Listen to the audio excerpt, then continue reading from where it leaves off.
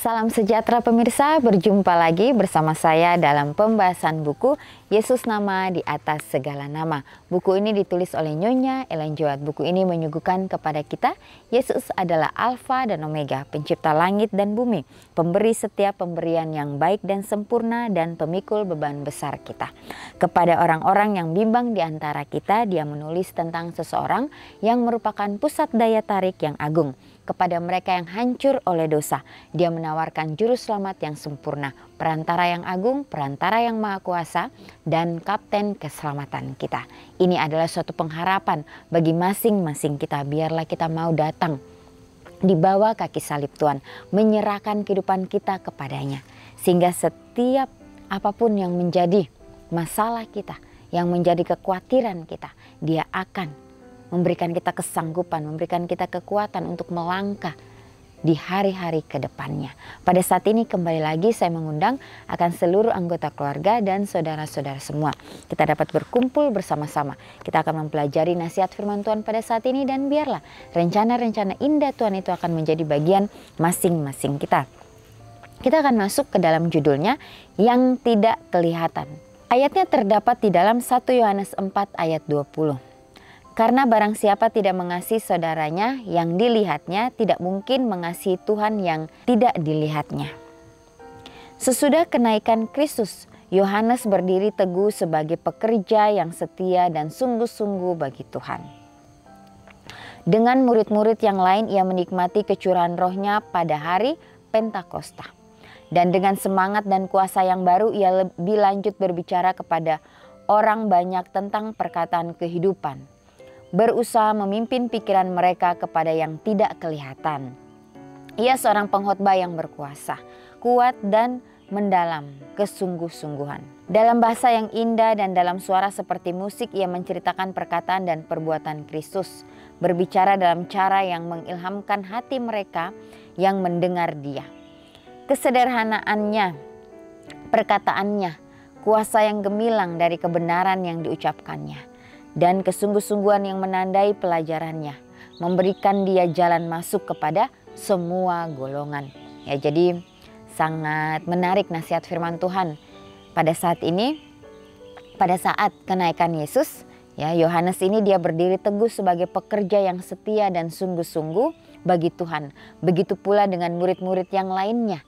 Ya, bagaimana mereka ini menikmati kecurahan Roh Kudus itu pada hari Pentakosta. Dan dengan semangat dan kuasa yang baru, mereka terus berbicara kepada orang banyak. Ya, dan di sini Yohanes menekankan kepada orang-orang itu bahwa berusaha memimpin pikiran mereka kepada yang tidak kelihatan.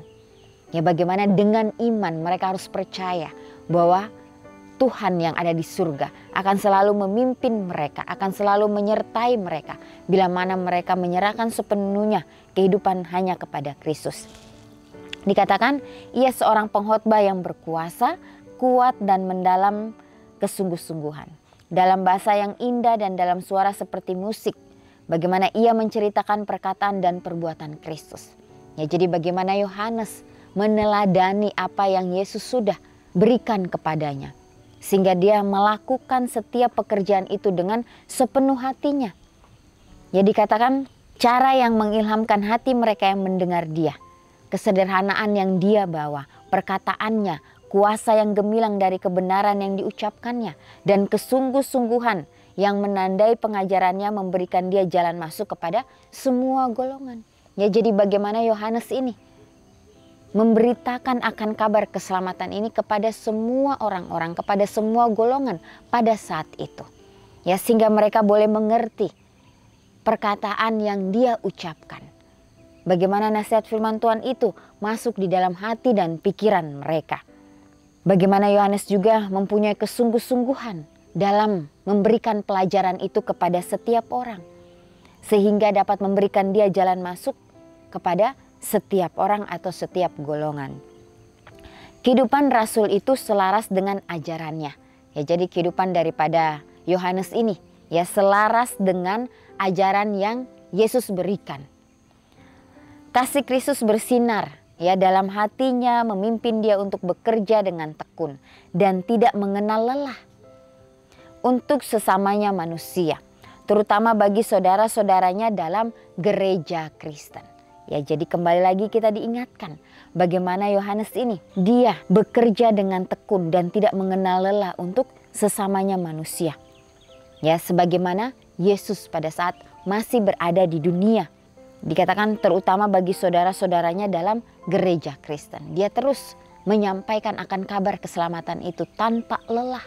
Ya, karena dia tahu waktunya sudah sangat singkat, sehingga dia akan memberikan yang terbaik bagi orang-orang pada saat itu. Jadi dia mempunyai suatu semangat yang luar biasa. Ya, lelahnya itu tergantikan oleh karena dia mempunyai kedamaian. Karena dia selalu mengucap syukur kepada Tuhan. Sehingga apa yang dia lakukan, dia merasakan bahwa inilah yang harus dia berikan kepada orang-orang pada saat itu. Dia mau memberikan yang sesempurna. Ya, walaupun tidak sesempurna yang Yesus lakukan, tapi setidaknya dengan usahanya dia melakukan apa yang menjadi bagiannya. Selebihnya dia serahkan kepada Kristus. Jadi luar biasa ya bagaimana Yohanes ini yang mempunyai pendirian yang teguh untuk mau bekerja bagi Kristus. Kristus telah memerintahkan murid-murid yang mula-mula untuk mengasihi satu dengan yang lain, seperti ia telah mengasihi mereka.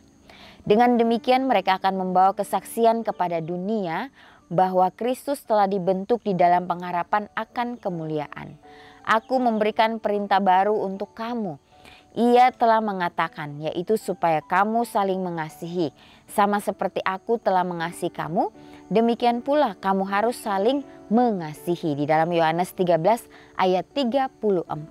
Ya, jadi Kristus ini telah memerintahkan murid-murid yang mula-mula ini untuk mengasihi satu dengan yang lainnya. Ya, seperti ia telah mengasihi mereka. Membawakan kesaksian itu kepada dunia bahwa Kristus telah dibentuk di dalam pengharapan akan kemuliaan. Bagaimana Kristus memberikan perintah yang baru untuk para murid-muridnya. Ya, ia telah mengatakan yaitu supaya kamu saling mengasihi satu. Sama seperti aku telah mengasihi kamu, demikian pula kamu harus saling mengasihi. Ya, jadi kita harus meneladani apa yang Yesus sudah berikan bagi kita. Mengasihi satu dengan yang lainnya. Ya, bagaimana kasih yang Yesus berikan kepada kita tidak bisa ukur sebesar apa itu. Ya, sedalam apa itu dan setinggi apa itu kita tidak bisa mengukurnya. Tapi inilah yang Yesus mau ajarkan kepada kita. Terlebih-lebih bagaimana kita diajarkan untuk mengasihi musuh kita. Ya, untuk mengasihi orang-orang yang benci kepada kita, ini adalah hal yang tersulit bagi kita manusia biasa. Tapi inilah yang Yesus ingin ajarkan kepada kita supaya kita jangan mengeraskan hati kita. Ya, tapi dalam semuanya itu baiklah kita meminta hikmat, kebijaksanaan dari Tuhan. Ya, mungkin dengan ini semua kita diajarkan ya untuk mempunyai karakter seperti Kristus. Ya, tapi kembali lagi ya di dalam kehidupan kita. Bagaimana kasih yang kita berikan kepada orang lain, seringkali orang lain menyalahgunakan itu. Ya, disinilah bagaimana kita harus meminta pertolongan dari Tuhan. Mungkin kita tidak membenci mereka, tapi kita membenci akan sifat mereka. Tapi kita tetap mengasihi mereka. Inilah yang Yesus ajarkan di dalam kehidupan kita. Ya, betapa pentingnya kita meminta tuntunan dari Tuhan sehingga kita dapat mengerti setiap nasihat-nasihat firman Tuhan di dalam kehidupan kita masing-masing. Pada waktu perkataan ini diucapkan, murid-murid tidak dapat mengerti. Ya, pada saat itu murid-murid mendengarkan langsung, mereka pun belum mengerti apa yang Yesus katakan kepada mereka. Tetapi sesudah mereka menyaksikan penderitaan Kristus, sesudah penyalipan dan kebangkitan, dan kenaikannya ke surga, sesudah Roh Kudus turun ke atas mereka pada hari Pentakosta, mereka mengerti yang lebih jelas akan kasih Tuhan. Ya, dan sifat kasih yang mereka harus miliki satu dengan yang lain. Kemudian Yohanes dapat berkata kepada teman-teman muridnya, demikianlah kita ketahui kasih Kristus, yaitu bahwa Ia telah menyerahkan nyawanya untuk kita. Jadi kita pun wajib menyerahkan nyawa kita untuk saudara-saudara kita. Wah, jadi nasihat firman Tuhan yang begitu luar biasa.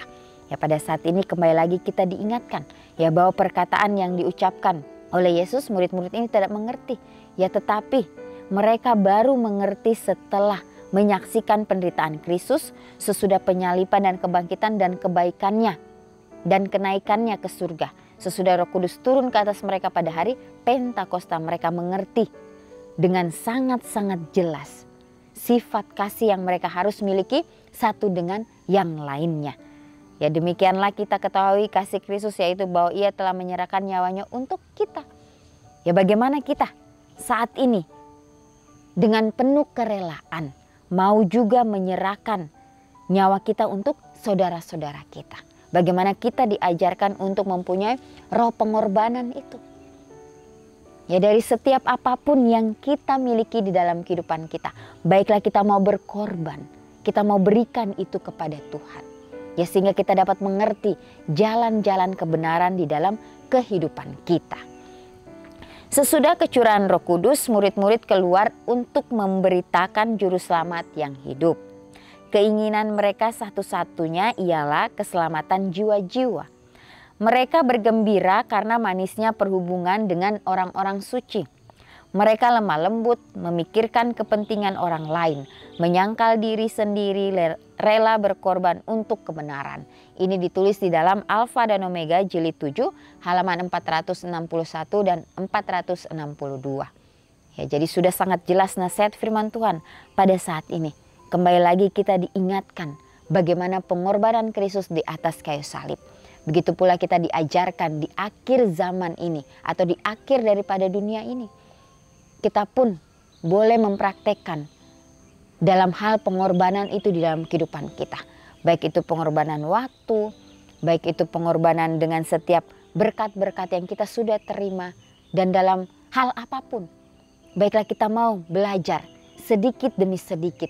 Sehingga hal itu menjadi suatu ya kebiasaan di dalam kehidupan kita. Sehingga tanpa kita sadari itu akan menjadi karakter kita. Dan disitulah bagaimana Tuhan akan membantu kita untuk menjadi yang lebih baik lagi hari demi hari. Ya, jadi belajar dari hal yang terkecil itu sangat penting di dalam kehidupan kita. Sehingga itu akan membentuk karakter kita hari demi hari sesuai dengan kehendak Tuhan saja. Dikatakan juga mereka bergembira karena manisnya perhubungan dengan orang-orang suci. Mereka lemah lembut memikirkan kepentingan orang lain. Ya, jadi kita diajarkan juga bagaimana kita mempunyai sifat untuk mementingkan orang lain. Ini adalah hal yang tersulit bagi kita manusia yang biasa. Ya kita pasti maunya hal yang baik itu akan buat diri kita sendiri. Ya akan kita lakukan untuk diri kita dulu, baru untuk orang lain. Ya bagaimana kita melakukan ini untuk orang lain baru diri kita. Ya di sini kembali lagi kita diingatkan apapun yang terjadi dalam kehidupan kita. Bagaimana kita harus memikirkan orang-orang di sekitar kita. Bagaimana kita harus berkorban dengan semuanya itu oleh karena Yesus sudah berkorban untuk kita. Bagaimana kita juga diajarkan untuk menyangkal diri sendiri. Ya sehingga kehidupan kita boleh sesuai dengan kehendak Tuhan, rela berkorban untuk kebenaran. Ya, jadi rela berkorban untuk kebenaran, bukan rela berkorban untuk kesalahan-kesalahan yang kita buat atau orang-orang di sekitar kita atau orang-orang yang kita sayangi. Jangan kita menutup-nutupi. Ya, karena kebenaran itu tetap kebenaran, tidak bisa diselimuti ya oleh kemunafikan daripada diri kita, karena kebenaran itu akan muncul seperti mutiara. Ya jangan juga kita menyembunyikan kesalahan-kesalahan dari orang-orang di sekitar kita. Ya di situ kita pun akan turut menjadi bagian daripada pekerjaan si jahat ini. Ya baiklah kita mau menyerahkan kehidupan kita kembali lagi hanya kepada Kristus. Sehingga kebenaran yang kita sudah pelajari tetap menjadi terang di dalam kehidupan kita. Tetap kita sinarkan itu kepada orang-orang di sekitar kita. Dan pada saat ini kita juga diingatkan dengan renungkan lebih dalam. Bagaimanakah saya bisa bersaksi kepada semua golongan orang seperti yang dilakukan Rasul Yohanes. Ya, jadi nasihat firman Tuhan kembali lagi mengingatkan kita biarlah kita mau menyerahkan kehidupan kita kepada Tuhan. Sehingga kita mempunyai ya karakter seperti Kristus. Bagaimana kita dapat bersaksi kepada setiap golongan sebagaimana pula Yohanes.